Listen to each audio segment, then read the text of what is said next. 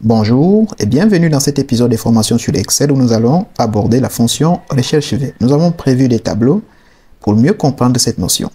Alors, nous avons premièrement deux tableaux. Un premier tableau qui est incomplet et un deuxième tableau qui est complet. Nous voulons compléter le pourcentage d'assurance ici en utilisant justement la fonction recherche V. On va donc rechercher 237 dans le tableau de droite qui est complet et lire sa correspondance, puis venir l'afficher dans la colonne assurance dans le premier tableau. Alors, avant d'utiliser la fonction recherche V, il y a des préalables à respecter. Premièrement, la valeur que nous allons rechercher dans le deuxième tableau, qui est donc notre table de recherche ou bien la table matrice, doit être dans la première colonne. Deuxièmement, cette première colonne dans laquelle on va rechercher des valeurs ne doit pas avoir des doublons. Une fois que ces préalables sont respectés, on peut donc appliquer la fonction recherche V. On sélectionne donc cette cellule comme ça. Ensuite, on s'en va sur la barre de formule et on clique sur FX. Et là, l'assistant des fonctions s'affiche. On voit directement déjà ici recherche V qui est sélectionné, ce qui est déjà une bonne chose. Mais si on n'avait pas la fonction recherche V affichée directement, on allait tout simplement venir à ce niveau, saisir recherche V et cliquer sur recherche. Et là, on verra donc la fonction recherche V qui sera affichée ici. Et là, il suffira tout simplement de sélectionner recherche V et cliquer donc sur OK. Ensuite, sur cette fenêtre, on voit 4 zones de texte. En fait, ces 4 zones de texte représentent le nombre d'arguments de la fonction recherche V. 3 arguments obligatoires et un argument facultatif. Sur cet assistant, les arguments qui sont en gras sont des arguments obligatoires et l'argument qui n'est pas en gras est un argument facultatif. En fait, ici, même si ce n'était pas la fonction recherche V, quelle que soit la fonction qu'on utilise, dès que les arguments sont en gras, ça veut dire que ce sont des arguments obligatoires et lorsque ce n'est pas en gras, c'est un argument facultatif. Alors, premier argument de la fonction recherche V, valeur cherchée. On veut chercher la correspondance de quel élément? Celui de 237. On clique sur cet élément. Directement, ça nous affiche l'adresse de la cellule et la valeur devant ici. On veut chercher cet élément-là dans quel tableau? Sinon, dans quelle table de matrice? On clique ici et on vient donc sélectionner notre tableau. Ensuite, il nous demande d'ajouter le numéro index colonne. Le numéro index colonne est le numéro de la colonne où on veut afficher la correspondance. Ici, nous voulons afficher le pourcentage d'assurance. Nous allons donc partir dans notre table de recherche et voir le numéro de la colonne pourcentage d'assurance. On voit actuellement que notre tableau a deux colonnes. La colonne numéro 1 qui est l'indicatif du pays, la colonne numéro 2 qui est le pourcentage d'assurance. On va donc venir saisir 2 parce que le pourcentage d'assurance, c'est la colonne numéro 2 dans notre table de recherche. Le quatrième argument qui est l'argument facultatif, qui est un argument logique. On va saisir soit vrai, soit faux. Si on saisit faux, ça veut dire que la fonction recherche V va nous afficher une correspondance exacte. C'est d'ailleurs ce que nous voulons. Ça veut dire qu'on veut que si c'est 237, ça nous affiche 3%. Maintenant, si on saisit vrai, ça sera une correspondance approchée. Nous en reviendrons sur ça dans la suite. Pour l'instant, nous allons saisir faux parce que nous voulons une correspondance exacte. Et autre chose aussi, si on laisse ça vide, puisqu'on a dit que c'est facultatif, si on laisse ça sans argument, Excel va prendre par défaut la valeur vraie, c'est-à-dire correspondance approchée. Or, nous avons besoin d'une valeur exacte. Alors, nous allons donc saisir soit faux, soit 0. Parce que vous voyez que si je saisis 0, ça m'affiche ici faux. Si je viens même saisir faux comme ça, je vois toujours devant faux. Et comme il est plus facile de saisir 0, je vais tout simplement saisir 0. Et là, je valide donc en cliquant sur OK. Et du coup, je vois 3%. Parce que ici, c'est 237. Et on voit que 237 ici correspond à 3%. Maintenant, si je change par exemple ici 237 à 225, par exemple, vous voyez, de manière automatique, ça m'affiche 4% parce qu'il vient rechercher cette valeur dans mon tableau si il m'affiche sa correspondance.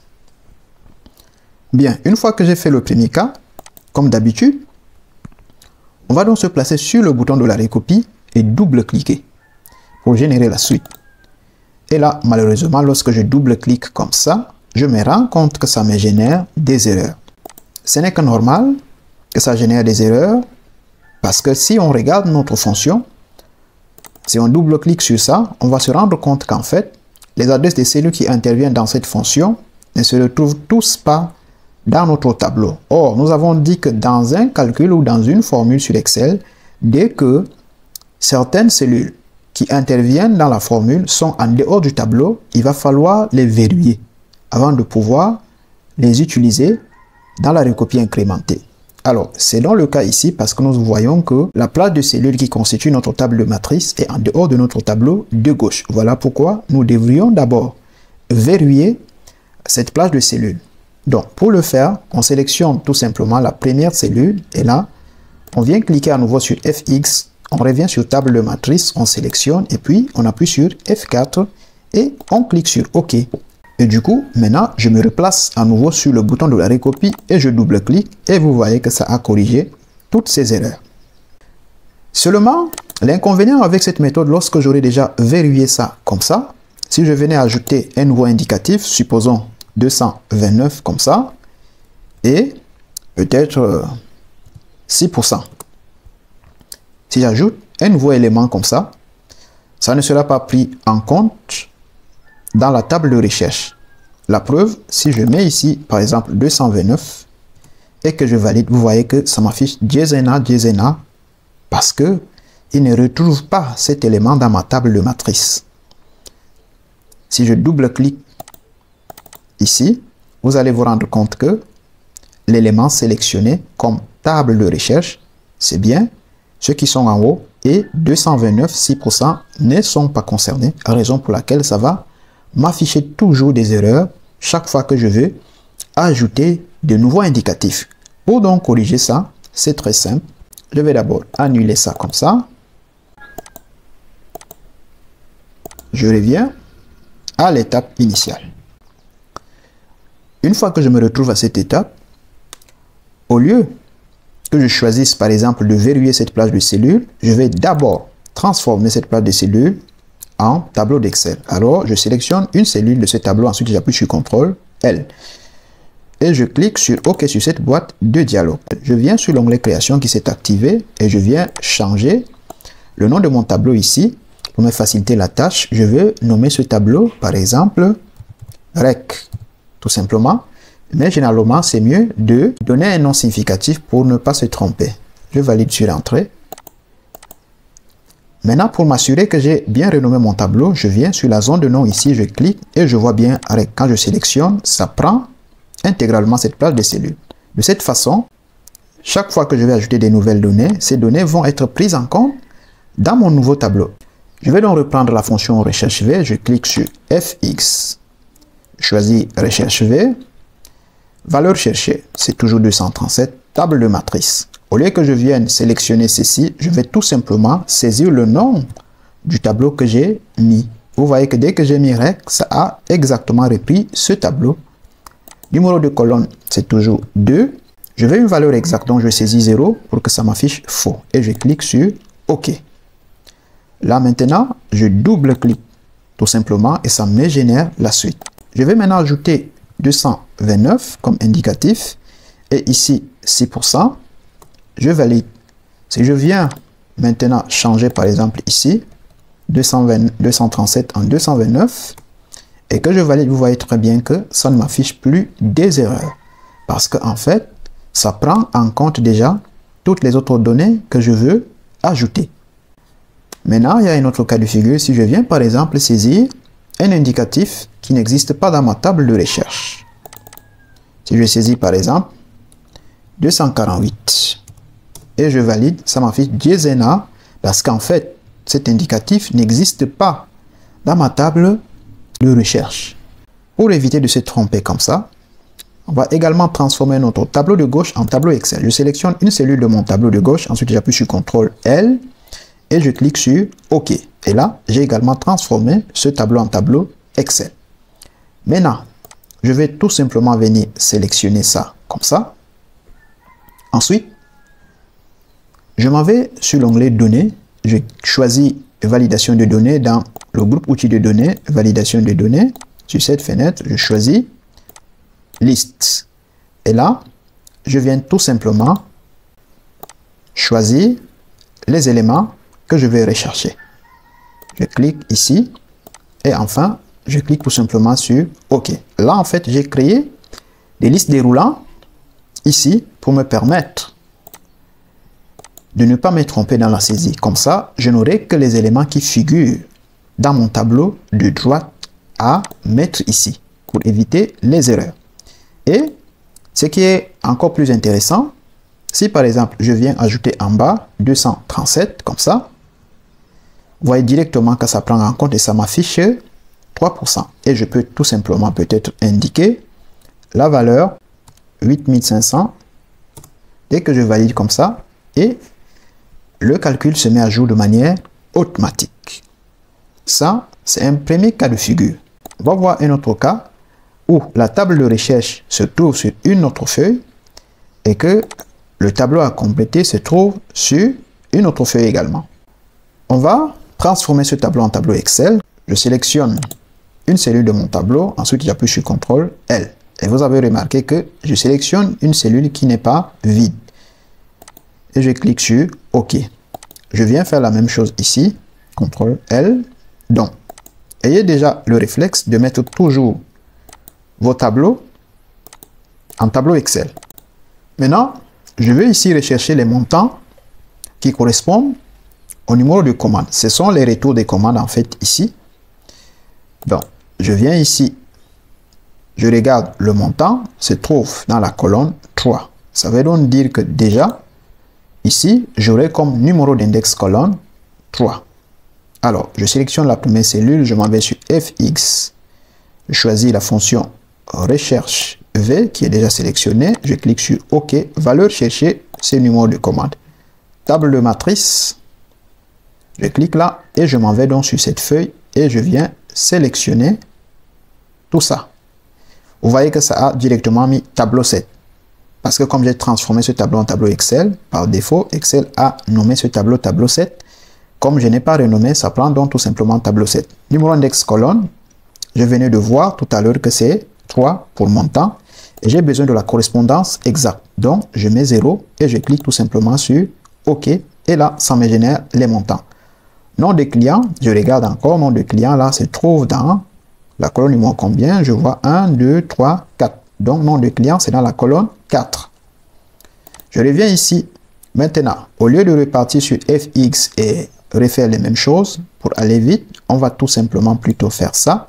On sélectionne. Ensuite, on copie. J'appuie sur Entrée pour quitter en mode copie. Et là, je double-clique dans la cellule client et j'appuie sur CTRL V. Je colle la formule que je viens de copier.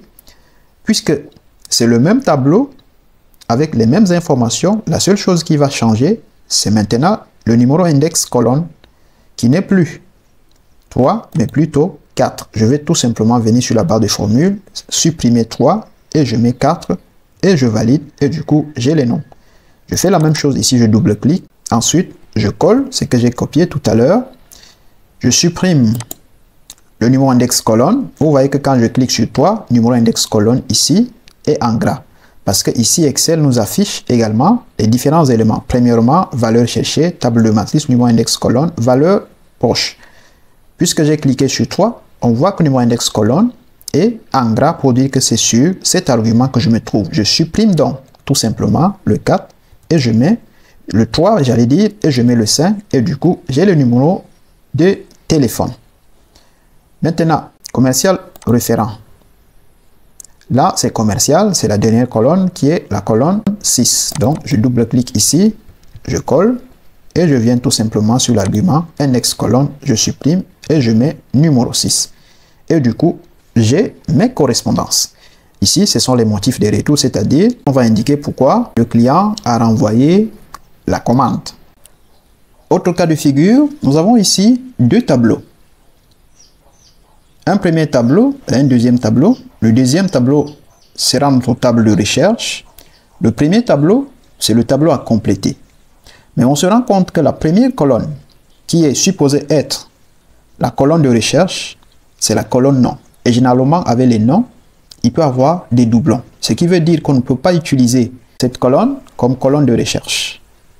Alors, qu'est-ce qu'il faut faire? Il faut créer une colonne qui va servir de colonne de recherche à telle enseigne que cette colonne ne puisse pas avoir de doublons. Pour faire ça, on va concaténer nom et prénom et faire de cette colonne notre colonne de recherche. Voilà pourquoi je vais créer une colonne ici que je vais appeler ça index. Et en bas, je commence par saisir égal. Ensuite, je clique sur le nom, j'appuie sur le et commercial, je clique sur le prénom, j'appuie sur entrée pour valider. Et je me place sur le bouton de la recopie et je double-clique. Et là, je vais donc générer ma colonne de recherche. Parce qu'en concaténant nom et prénom, il y a de fortes chances que je ne puisse plus avoir de doublons. Je vais faire la même chose ici. Je dis index. Et là, je vais toujours utiliser le et commercial pour créer l'élément que je vais rechercher. Je double-clique tout simplement. Et là maintenant, je peux venir utiliser ma fonction recherche V. Et là, ce qu'il faut savoir également, on peut directement saisir la fonction recherche V au clavier. C'est d'ailleurs ce que nous allons faire pour voir comment ça marche. Je saisis recherche V, Excel me propose, je choisis. Premier argument en gras, ça veut dire que c'est cet argument que Excel attend. Valeur cherchée, je clique sur ça ici. Ensuite, je vois point virgule dans les éléments qui sont indiqués en bas ici. Donc, je mets également point virgule. Je vois maintenant que c'est table de matrice qui est en gras. Ça veut dire que c'est ça que Excel attend. Où est ma table de matrice? C'est ça ici. N'est-ce pas? Ensuite, je mets point virgule tel que c'est indiqué en bas. Maintenant, c'est numéro index colonne qui est en gras. Ça veut dire que c'est cet argument que Excel attend. Ce que je vais afficher ici, c'est permis de conduire. Et là, on voit oui ou non qui se trouve dans la quatrième colonne dans ma table de recherche. Donc, je vais indiquer 4. Ensuite, je mets point virgule. Maintenant, il me dit vraie correspondance approximative, faux correspondance exacte. Moi, j'ai besoin d'une correspondance exacte, donc je vais saisir soit 0, soit faux. Et comme tout à l'heure, 0 est plus facile à saisir, donc je saisis 0, je ferme la parenthèse et j'appuie sur Entrée. Maintenant, pour générer la suite, je dois d'abord revenir sur ma formule, en double-cliquant sur la cellule, pour pouvoir verrouiller ma table de matrice. Sinon, ça va me générer des erreurs. Donc, je sélectionne comme ça et j'appuie sur F4. Vous voyez qu'ici, je n'ai pas mis mes tableaux sous forme de tableau Excel parce que ce qu'il fallait mettre en évidence ici, c'est le fait que lorsqu'on est en face des tableaux, dont la colonne de recherche contient des doublons, il faut en créer d'autres qui n'ont pas de doublons pour permettre la recherche efficacement. Mais lorsque vous travaillez déjà sur vos données, il faut toujours avoir le réflexe de mettre vos données sous forme de tableau. Je me place donc ici sur le bouton de la recopie et je double-clique et du coup, j'ai mes résultats. Un dernier cas de figure, recherche V avec valeur approchée. Nous avons ici un tableau avec les numéros de commande, avec les notes que les clients ont données pour chaque commande. Note pour la qualité d'emballage, note sur la ponctualité de livraison, note sur la conformité de la commande. Et maintenant, ici, nous avons la moyenne de ces notes sur 10. Dans le tableau de gauche, nous avons les notes sur 10 et les satisfactions. Lorsque la note sera supérieure ou égale à 0 et strictement inférieure à 3, la satisfaction sera nulle. Lorsque la note sera supérieure ou égale à 3 et strictement inférieure à 6, la satisfaction sera passable. Lorsque la note sera supérieure ou égale à 6 et strictement inférieure à 8, la satisfaction sera moyenne. Lorsque la note sera supérieure ou égale à 8 et strictement inférieure à 10, la satisfaction sera bonne. Lorsque la note sera supérieure ou égale à 10, la satisfaction sera excellente. C'est ça la notion de valeur approchée parce que vous voyez que ce sont des intervalles. Dès qu'une valeur se trouve dans un intervalle quelconque, Excel va donc aller chercher l'intervalle correspondant à la valeur et il va donc afficher. Donc, on voit par exemple ici 4,7. 4,7 se trouve entre 3 et 6, ce qui veut dire que la satisfaction sera passable. Comment faire ça avec la fonction recherche V? On va tout simplement sur FX, on clique On choisit recherche V, on clique sur OK. Valeur cherchée, c'est ça ici. Table de matrice, c'est ça ici. Numéro index colonne, c'est 2, parce qu'on a seulement 2 colonnes, c'est les satisfactions que nous voulons. On va donc saisir 2. Maintenant, valeur proche. Cette fois-ci, ce sont des valeurs approchées parce que ce sont des intervalles.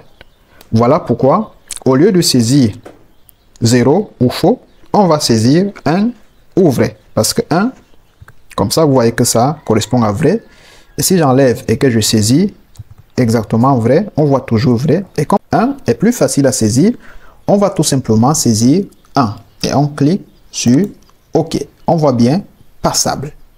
Parce que 4,7 se trouve entre 3 et 6. Autre chose également qu'il faut savoir, c'est que pour appliquer la fonction recherche V avec valeur approchée, il faut que les éléments se trouvant dans la colonne de recherche soient classés par ordre croissant lorsque ce sont des nombres et classés par ordre alphabétique lorsque c'est du texte.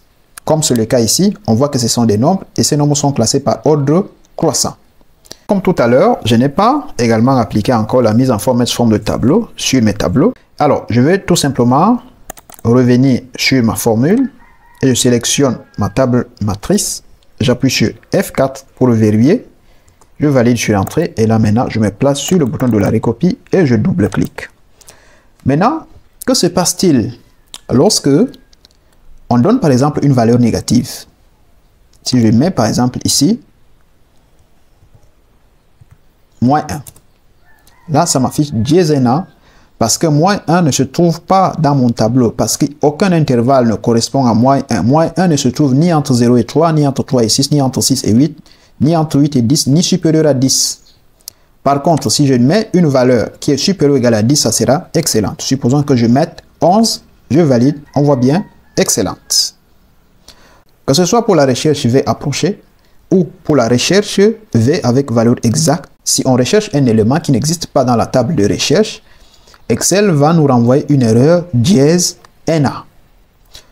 Donc, vous avez vu tout à l'heure quand j'ai mis moins 1 qui n'existe pas dans ce tableau, ça m'a affiché dièse NA. Par contre, quand j'ai mis 11, ça m'a affiché excellente parce que 11 en fait se trouve dans l'intervalle supérieur ou égal à 10. Donc, toutes les valeurs qui seront supérieures ou égales à 10 auront pour valeur excellente. Mais ceux qui seront inférieurs à 0 seront considérés comme des valeurs qui ne figurent pas dans cette table de recherche et Excel va renvoyer l'erreur dièse NA. Maintenant, que ce soit également pour la recherche avec valeur exacte ou bien avec valeur approchée, si on donne l'index de colonne, un nombre qui est supérieur au nombre de colonnes, ça va nous renvoyer l'erreur dièse ref. Revenons sur ça comme ça.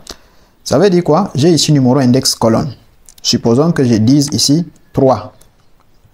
Alors que dans ma table matrice, on n'a que 2 colonnes. Excel va me renvoyer l'erreur dièse ref. Donc, si vous voyez dièse ref comme ça, dans votre tableau que vous avez appliqué la recherche V, comprenez directement que vous avez indiqué un nombre de colonnes supérieur au nombre de colonnes qu'il y a dans la table matrice. Par contre, si vous voyez une erreur dièse NA, ça veut dire que vous recherchez un élément qui n'existe pas dans la table de recherche. Voilà donc ce que nous avons voulu partager ensemble sur la recherche V. On se dit à bientôt pour la suite.